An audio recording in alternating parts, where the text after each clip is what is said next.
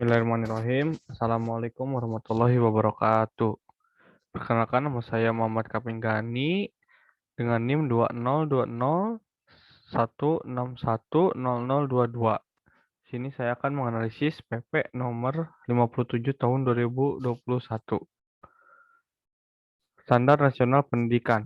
PP nomor 57 tahun 2021 tentang Standar Nasional Pendidikan memiliki 8 bab, terdiri dari bab pertama tentang ketentuan umum. Bab yang kedua, lingkup standar nasional. Bab ketiga, pengembangan, pemantauan, dan pelaporan standar nasional pendidikan. Bab keempat, kurikulum. Bab kelima, evaluasi. Bab keenam, akreditasi. Bab ketujuh, sertifikasi. Dan bab yang kedelapan yaitu tentang ketentuan penutup. Nah, apa itu standar nasional pendidikan? Standar nasional pendidikan merupakan kriteria minimal tentang berbagai aspek yang relevan dalam pelaksanaan sistem pendidikan nasional dan harus dipenuhi oleh penyelenggara dan satuan pendidikan di seluruh wilayah hukum Negara Kesatuan Republik Indonesia. Standar nasional pendidikan berfungsi sebagai dasar dalam perencanaan, pelaksanaan, dan pengawasan pendidikan dalam rangka mewujudkan pendidikan nasional yang bermutu. Standar nasional pendidikan disempurnakan secara terencana, terarah, dan berkelanjutan, sesuai dengan tuntutan perubahan kehidupan lokasi, nasional, dan global. Dasar hukum. Dasar hukum PP nomor 57 tahun 2021 tentang Standar Nasional Pendidikan. Yang pertama, Pasal 5 Ayat 2 Undang-Undang Dasar Negara Republik Indonesia tahun 1945. Yang kedua, Undang-Undang Nomor 20 Tahun 2003 tentang Sistem Pendidikan Nasional. Dan yang ketiga, Undang-Undang Nomor 12 Tahun 2012 tentang Pendidikan Tinggi.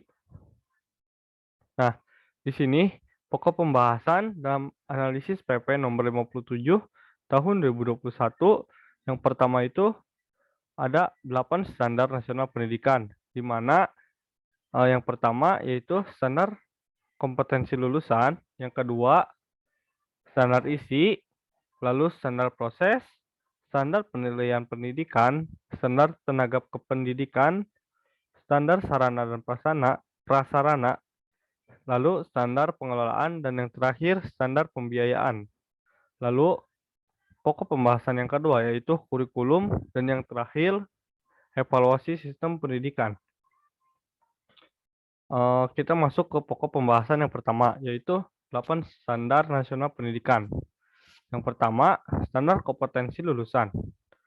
Standar kompetensi lulusan adalah acuan penilaian dalam ketentuan lulusan peserta didik yang ditentukan oleh BNSP untuk mencapai tujuan pendidikan di wilayah tersebut. Tetapi penerapannya berbeda antara sekolah negeri dengan swasta. Perbedaannya itu dikarenakan sekolah swasta memberi ciri khusus terhadap siswa yang mengikuti ekstrakurikuler tertentu. Dengan demikian, diharapkan lulusannya memiliki unggulan tersendiri ketika sudah lulus. Nah, secara garis besar, standar ini dapat dideskripsikan sebagai berikut. Yang pertama, pada pendidikan tingkat dasar, standar kompetensi lulusan bertujuan untuk menciptakan suatu pengetahuan, kecerdasan, akhlak mulia, keterampilan secara mandiri, hingga pendidikan yang lebih tinggi. Lalu, standar kompetensi untuk lulusan jenjang menengah umum yang berguna untuk mencapai peningkatan pengetahuan, kecerdasan, kepribadian, akhlak mandiri, serta keterampilan hidup mandiri. Lalu yang ketiga, standar kompetensi bagi lulusan jenjang menengah kejuruan memiliki tujuan yang sedikit berbeda, yaitu ada tambahan dalam meningkatkan skill sesuai dengan jurusan yang diambil. Lalu yang terakhir, standar kompetensi lulusan perguruan tinggi tentunya mampu terjun ke masyarakat, serta bersedia menerapkan keilmuan, seni, dan juga teknologi yang sangat berguna untuk kemanusiaan. Lalu yang kedua, standar isi.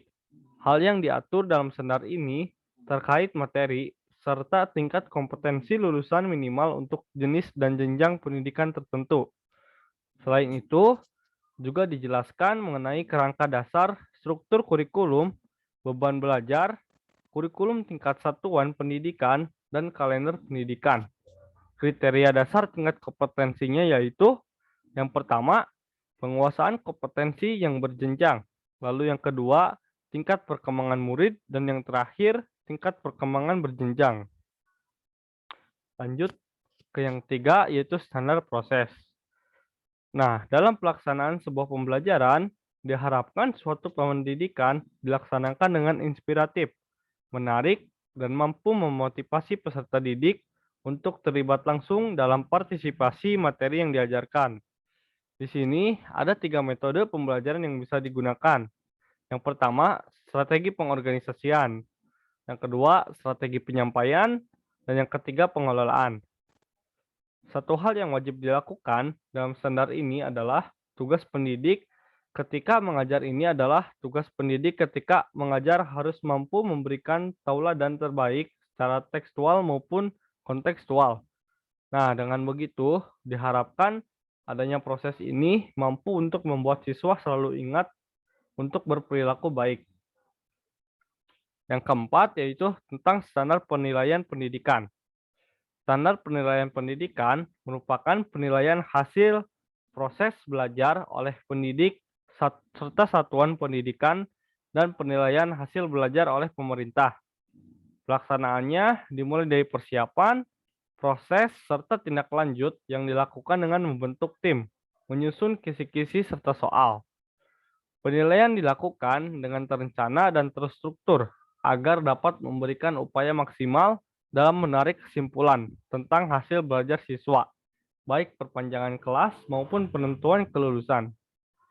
Yang kelima, standar ketenaga pendidikan merupakan acuan secara umum mengenai harapan tenaga pendidik dan kependidikan. Nah, guru harus memiliki kualifikasi akademik sesuai dengan pelajaran yang diampu. Di sini merupakan syarat-syarat menjadi guru. Yang pertama, kita harus memiliki bakat. Dan yang kedua, harus memiliki keahlian, lalu mempunyai kepribadian yang baik dan terintegrasi, mempunyai mental yang sehat, jauh dari kejahatan dan narkoba, berjiwa Pancasila, dan seorang warga negara yang baik. Seorang pendidik harus memiliki ijazah dan sertifikasi keahlian sesuai dengan peraturan dan ketentuan perundang-undangan yang berlaku. Yang keenam, standar sarana dan prasarana. Pengelolaan sarana dan prasarana telah disesuaikan dengan standar nasional pendidikan dan tidak ada bedanya yang mencolok antara sekolah negeri dan sekolah swasta. Tujuan dari manajemen ini adalah upaya maksimal dalam memanfaatkan dan merawat segala sesuatu milik sekolah. Upaya tersebut akan mampu mendukung kegiatan penyelenggaraan pendidikan dan meningkatkan semangat peserta didik untuk belajar. Yang ketujuh, standar pengelolaan. Standar pengelolaan merupakan acuan yang terkait dengan perencanaan, pengelolaan serta pengawasan kegiatan pendidikan agar tercipta penyelenggaraan kegiatan belajar mengajar yang efisien. Garis besarnya adalah pengelolaan pada jenjang pendidikan dasar dan menengah yang menerapkan manajemen berbasis sekolah. Lalu pengelolaan jenjang perguruan tinggi mengimplementasikan otonomi perguruan tinggi dengan batas-batas yang diatur dalam perundang-undangan. Dan yang terakhir yaitu standar pembiayaan. Standar pembiayaan adalah pedoman dalam mengatur besarnya komponen dan besarnya biaya operasi suatu pendidikan dalam kurun waktu tertentu. Pelaksanaan antara sekolah swasta dan negeri sedikit berbeda. Pihak swasta tentu harus memiliki sumber keuangan lain yang digunakan untuk membiayai tenaga pendidikan serta keperluan lainnya. Nah, di sini ada 3 jenis biaya, yaitu yang pertama, biaya investasi yang mencakup pengadaan sarana dan prasarana pendidikan, modal kerja tetap serta pengembangan sumber daya manusia. Yang kedua, biaya operasi yang terdiri dari gaji, tenaga pendidik, peralatan penunjang sekolah, pemeliharaan sarana dan prasarana, pajak, asuransi, dan lain-lain. Dan yang terakhir, biaya personal berisi biaya pendidikan yang harus dibayar masing-masing murid agar mampu mengikuti proses belajar mengajar di kelas. Dengan begitu, sangat penting untuk mengelola keuangan sekolah dengan baik agar mampu membiayai semua aspek pendidikan. Nah, di PP sebelumnya, biasanya standar isi ditempatkan di urutan pertama dari Standar Nasional Pendidikan. Tapi di PP tahun sekarang berubah. Penyempurnaan pengaturan mengenai susunan standar nasional pendidikan menempatkan standar kompetensi lulusan sebagai standar pertama. Hal ini dimaksudkan untuk menandakan pergeseran orientasi dari pendidikan berbasis isi menjadi pendidikan berbasis kompetensi. Lanjut ke pokok pembahasan yang kedua, yaitu mengenai kurikulum. Nah, sebelumnya kita harus mengetahui terlebih dahulu apa itu kurikulum. Nah, di sini telah dijelaskan bahwa kurikulum merupakan seperangkat rencana dan pengaturan mengenai tujuan, isi, dan bahan pelajaran, serta cara yang digunakan sebagai pedoman penyelenggaraan kegiatan pembelajaran untuk mencapai tujuan pendidikan. Kurikulum dikembangkan dengan mengacu pada standar kompetensi lulusan, standar isi, standar proses, dan standar penilaian. Kurikulum terdiri atas kerangka dasar kurikulum dengan struktur kurikulum. Penyempurnaan pengaturan mengenai kurikulum dilakukan untuk menjadi landasan bagi upaya penyederhanaan kurikulum nasional yang lebih berorientasi pada pengembangan kompetensi. Kurikulum pendidikan dasar dan menengah wajib memuat pendidikan agama, pendidikan kewarganegaraan, bahasa, ilmu pengetahuan alam atau IPA, ilmu pengetahuan sosial atau IPS, seni dan budaya, pendidikan jasmani dan olahraga, keterampilan atau kejuruan, dan muatan lokal. Nah, sekarang kita langsung masuk ke pokok pembahasan yang terakhir, yaitu tentang evaluasi sistem pendidikan. Di sini, yang pertama yaitu evaluasi sistem pendidikan oleh pemerintah daerah. Merupakan evaluasi terhadap kinerja suatu pendidikan dan program pendidikan suatu sesuai dengan kewenangannya. Evaluasi ini dilaksanakan berdasarkan profil pendidikan daerah dan dilaksanakan terhadap pendidikan anak usia dini serta pendidikan dasar dan menengah. Evaluasi sistem pendidikan oleh pemerintah daerah bertujuan untuk perluasan akses dan peningkatan mutu layanan pendidikan daerah sesuai kebutuhan satuan pendidikan dan program pendidikan. Yang kedua, evaluasi sistem pendidikan oleh pemerintah pusat dilakukan terhadap pendidikan anak usia dini atau PAUD, pendidikan dasar dan menengah, serta pendidikan tinggi atau perguruan tinggi. Hasil evaluasi adalah untuk mengetahui profil pendidikan daerah dan pendidikan nasional. Dan yang terakhir yaitu evaluasi sistem pendidikan oleh lembaga mandiri. Merupakan evaluasi terhadap penyelenggaraan pendidikan secara keseluruhan dalam mencapai standar nasional pendidikan yang dilakukan secara berkala, menyeluruh, transparansi, dan sistematik. Evaluasi ini didasarkan pada data mengenai peserta didik, satuan pendidik, dan program pendidikan. Hasil evaluasi diharapkan menghasilkan gambaran tentang identifikasi akar permasalahan dan rekomendasi perbaikan sistem pendidikan.